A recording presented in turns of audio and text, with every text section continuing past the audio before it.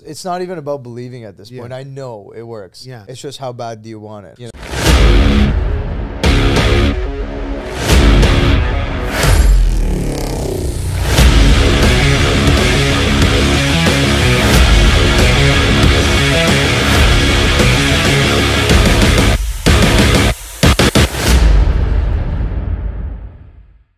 And so now I'm sitting here and I'm going to myself, okay, you know, what is the ultimate, like where could I get to a point where like there is no next unless I'm Elon Musk and I want to go to Mars, right? Right. So what's that? Yeah, you know, I created that world and what is that? I got That's a really good question. Yeah, you know, maybe for another episode, but I got my stamp approval.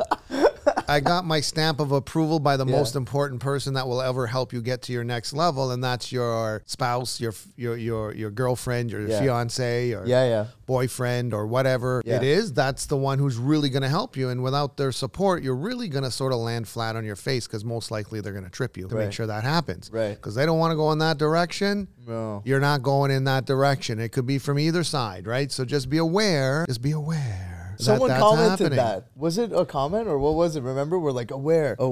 That's Hans's line. You know, a lot of this stuff is techniques I used to use, but a little bit differently, maybe more aggressively back in the day when I didn't have a little one, and now I have a little one. And so my techniques have changed to be a little bit more user-friendly, I would guess. Yeah. I see someone on your team watching you saying a little aggressively, going, a little. Yeah. It was not a little.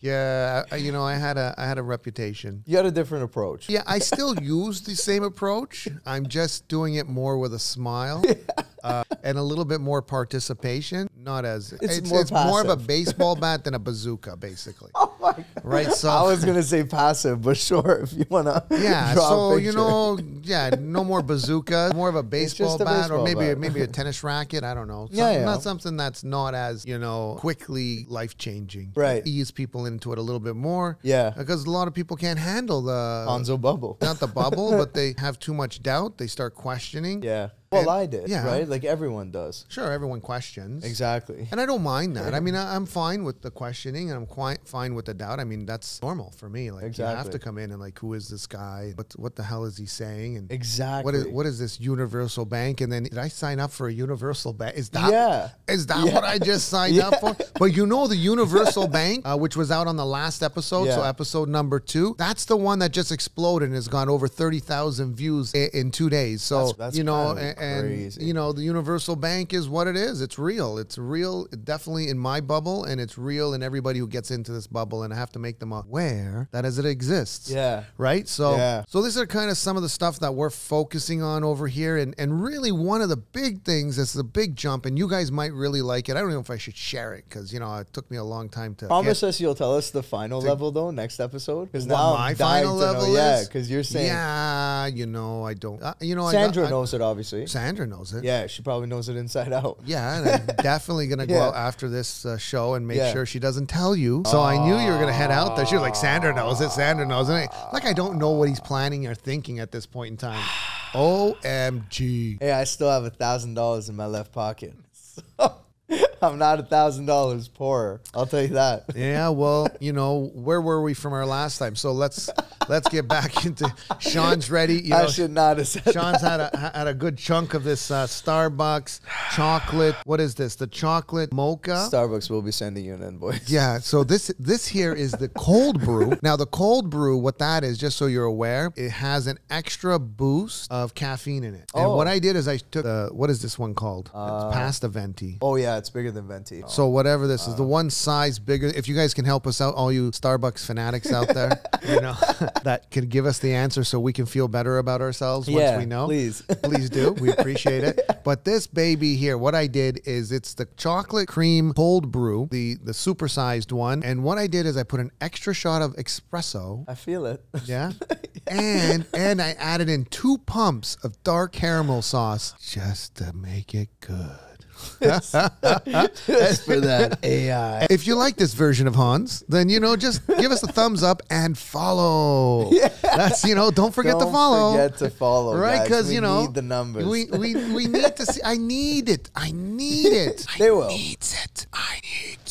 Don't make it happen. Yeah, so just speaking of cold brew though, your cafe mocha. Do you need a little bit more? But the Tim Hortons cafe mocha. Wow, you're way ahead of me on this fucking thing. Well, hell yeah, I feel it. I'm getting a little antsy. The cafe mocha, the secret sauce. Hans told everyone, but it's real. The cafe mocha, it worked. Yeah. I signed the listing. All right. I did my first listing this week. All right, so before we get into Shawn's personal life, let's talk about his path to becoming the 250K protege, Shawn Medi. Yes, sir. So here I'm sitting and we're teaching. He shows up to the class. He's at every single class. Every single one. I mean, one of the success things you have to do is show up. Yeah. And if you don't show up, how are you going to learn? And then when you show up, the number one thing you want to do after that is take notes. We talked about that, and Shawn does that. And he's got his notebook. He's taking notes. And he's a real fast learner as well. And he's already got a great sales personality. You know, he's very comfortable, obviously, on camera. This is a very difficult thing to do on camera. And he goes out there. He's going, okay, I'm ready. I'm ready. I'm pumped up. I'm fired up.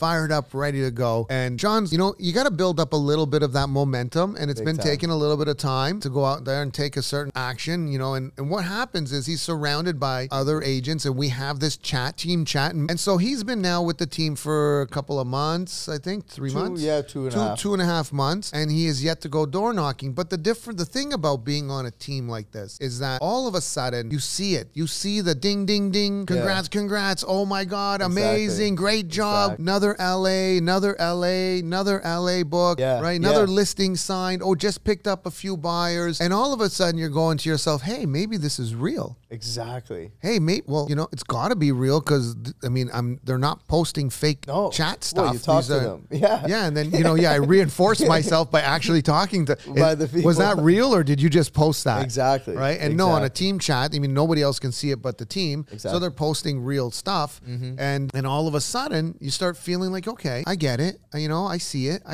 I'm hearing it. I hear the training. You listen a little bit more of the training. So the whole thing is a package. It's a bubble. And you're surrounding, you're stepping into it. You're hearing it on a daily basis. You're seeing it from team members. You're seeing not just, you know, where one guy like a Sam, you know, is making an enormous amount and everybody else is just, you know, treading water, hoping to survive. You know, you're seeing these people who just got their licenses not even 3-4 months ago, don't even have some of the sales background that you have. And all of a sudden, you know, they're listing houses in a few months just from door knocking, cold calling, following the scripts, executing at open houses, doing the 4 W's, doing everything that you need to do to become a successful agent and, you know, getting the right thought process, removing the doubt because, you know, one of our guys out there, and this guy's just coming along. He's just like, what do you call a bulldozer with a smile and friendly tonality. But his work ethic is phenomenal. His belief is phenomenal. And all of a sudden now, you know, after just 2 months, you know, he's already listed, I think he's on his 3rd house he just listed just now. And he has no doubt. Now, he's obviously motivated as well, but really he's just removed the doubt. He has no doubt that this doesn't work. He knows this works. And, zero doubt. I wake up believing. Doesn't question. It's not even about believing at this point. I know it works. It's just how bad do you want it, you know? So tell us what happened, Shawn? What really happened just recently? Like, what made you to finally go out and actually knock on a few doors? There was that first day. I did. Yeah. It was a lot of the team chat, seeing a lot of people out here doing it. Taryn was a big part of it. So a newer, also, I would say, team member that I saw going all out and getting results and tracking his results. And I sat beside him in the training and I see his Excel sheet and I see his stats full of numbers. Taryn's great. And I'm like, wait a second. I got all zeros here. I need some numbers. You have all zeros because you haven't even tried yet. Exactly. You've been sitting at home doing one of these. and then like, I wonder if I'm ready to go out and knock on a door. Exactly. Right? Exactly. And listen, I'm not putting them down, but this is the thought process that we have to have in our head to realize that, oh, you know, it triggers. Or you fear the unknown. You know, what I thought was going to happen is that someone's going to open the door and be like, get off my lot. You know?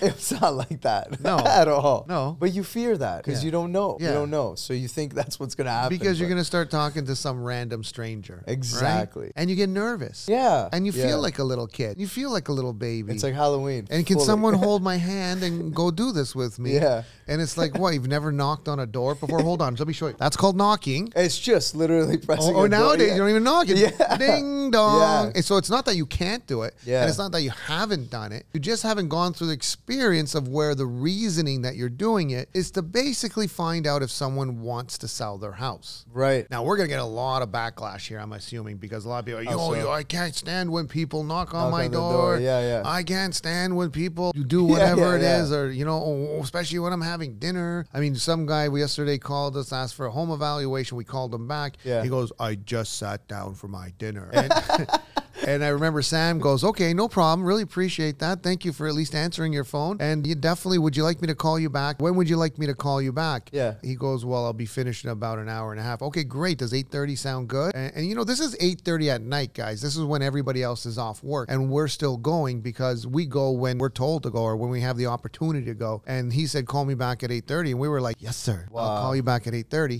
He called him back at 8:30, had a nice little discussion with him. Yeah. And 2 o'clock today, he's going in for a listing appointment. Yeah. We got the exact, I don't know if Mel told you, last night we were at a second listing appointment at 9:30. Nice. And the guy was still, even though we 9:30 p.m. And to get there, it's an hour drive out of town. Oshawa, yeah. An hour away. Hour away from the big city. An hour. Yeah. Mel's sitting in the office going, cursing a little bit because he's the listing manager. Yeah. And he's going, yeah, okay, that's great. And absolute, and like I told him so much on the drive home. I was calling him, and that's how we do it too. Yeah. Like I've built such an amazing relationship with him. Yeah. Because I'm going to all these listing appointments. Right. And I'm learning so much. I'm seeing questions that the clients are asking him. Yeah. And he's quick on his feet. He knows exactly the answer. He's saying the right things. Yeah. And I can't even tell you how much better I'm getting every second listing appointment, which is incredible. I'm so thankful for that. Yeah. Well, you know, one of the biggest things with experience is that you have to be able to get some experience. How do you get experience? Well, let's say you didn't have the brand behind you or you didn't have the Hans Team brand. You were trying to do it on your own. How many listing appointments would you have booked by now? Nothing. And I've gone through that. And so, you know, I've done the hard part and I know that's not the right way to go. Right. So, but I did it. And then when you go into, even when you get someone finally over, you know, an enormous amount of door knocking and cold calling, you get a listing appointment, you go in there. Yeah. And then you do your presentation. But what is your presentation? What would your presentation be had you not gone and seen the top agent's presentation of what they put into it? And even still, when you see it, if you were on your own, you couldn't put in 50% of what's in there, right? 100%. Yeah. So, I mean, you know, day and night different. At the end of the day, the amount of experience you get in a much shorter period of time being on a team like ours is, like you said, day and night, no? Oh, yeah. 100%. And like his reaction was everything. When we showed up at 9:30, we left even later than that, obviously. Listing appointment was, I would say, almost an hour. And we're driving home and I call him on the way home and we're having a chat back and forth. And you didn't drive him? Mel? Yeah. No. We always take our own car. We show up with the 2 cars. It's nice. It's our signature move. I just see him and every time he gets out of his car, I just play like, you know, some like James Bond slow motion music. He puts on his shades. It's awesome. I love it. So, but back to door knocking. When the newest listing on our team, I still can't believe I'm saying this, but it wasn't even door knocking. The guy wasn't even home. Remember this? She literally talked to someone through the video of the thing, and she got that listing appointment. Yeah. So sometimes it's not even a door knock, you know? Well, and sometimes it's just the confidence to keep talking to someone that way. Exactly. Even though the scenario isn't exactly what you expect it to be. And that's another thing that we train. And so when you're hearing all these different scenarios pop up, what happens is in our Monday classes, I call it the round table, we sort of share all the experiences that pop up. And then we do training on how we should have dealt with it. Or if it was a good experience, how you did deal with it. Yeah. And then all of a sudden, if that same experience is you're sitting in a class with 20 other agents or just in the learning process, all of a sudden, okay, they hear 20 different or 30 or 40 different experiences times, you know, 20 times 1, 2, 3, whatever it is. And all of a sudden, they're gaining all this massive knowledge in a short period of time. And they're not even really aware that this is happening. They're just listening, taking notes. And then all of a sudden, they go out and the same thing happens to them. Yeah, almost word for word, it happens. Yeah. But you don't even know it yet, but it's real things that are happening in this role. Yeah, so the whole goal of this podcast is, first of all, obviously, the real reasoning behind anyone would do a podcast is to bring some kind of knowledge to people. Right? Yeah. Obviously, we want to try and keep this entertaining as well. Yeah. And the other thing we want to really do is what our knowledge is, hey, what can I share? As our first episode said, what can I share to you guys. So if you have questions, what can I help you share with that, you just can't get your head around, or you don't have a solution for, or you might not be able to overcome? What are some of the steps? And let me share that with you. So post that in